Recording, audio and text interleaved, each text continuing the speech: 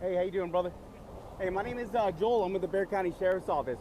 The only reason I'm stopping you is when I was watching over there, you were drifting over that fog line pretty hard. I just want to make sure everything's okay.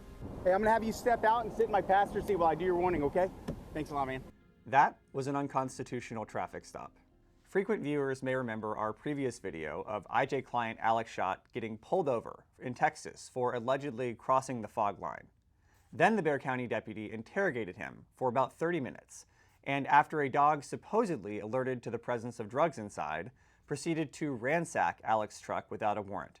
He never found drugs because there weren't any. Alek didn't know that the deputy wasn't looking for traffic infractions. He was looking for Alek's specific license plate.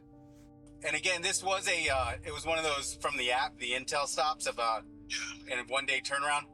And so what I did to cover my ass in that report, I believe I put, before I said I activated red and blue, I did put in there just in case that ever gets questioned, subsequent to prior knowledge.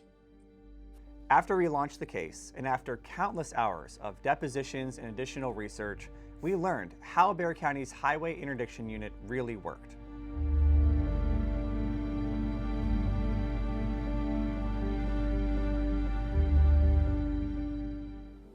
Okay, sir. We're done.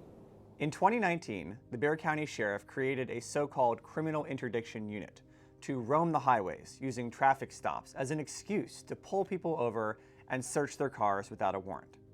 The unit had created a three-step tactic. 1. Stop cars from making one-day turnaround trips. 2. Extend stops with front seat interrogations. And 3. If drivers refused consent to search, as Alek did, call a drug dog that was trained to automatically alert.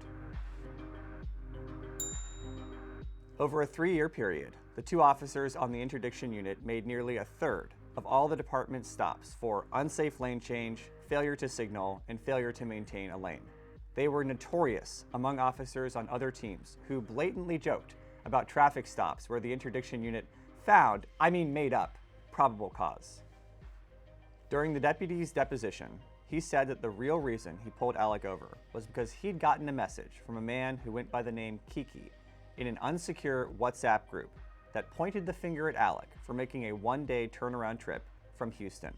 The deputy had never met Kiki and assumed that he was somebody in law enforcement who worked at a government surveillance center.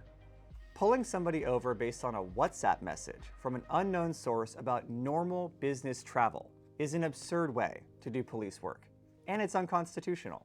Police officers are supposed to react to crime that's already happened, but this unit was, in their own words, proactive.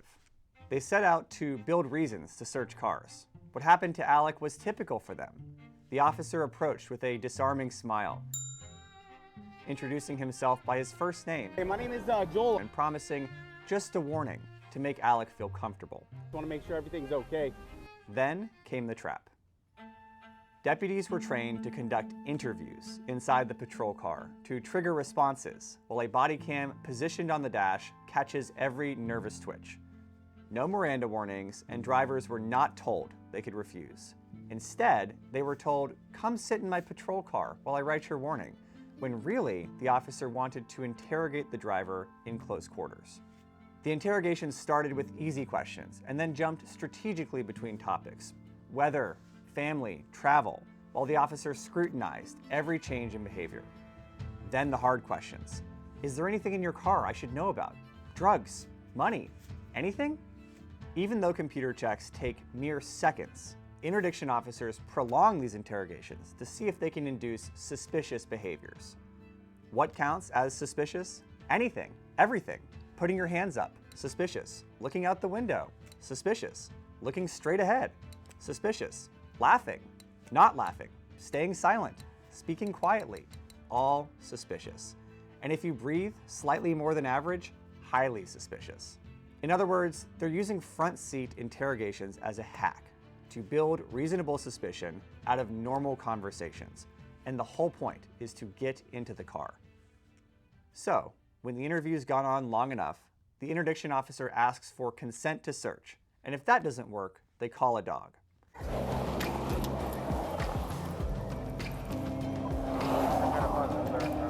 In the year leading up to the alert on Alek's truck, the department's K9 handler conducted 15 roadside free air sniffs, and the dog alerted all 15 times.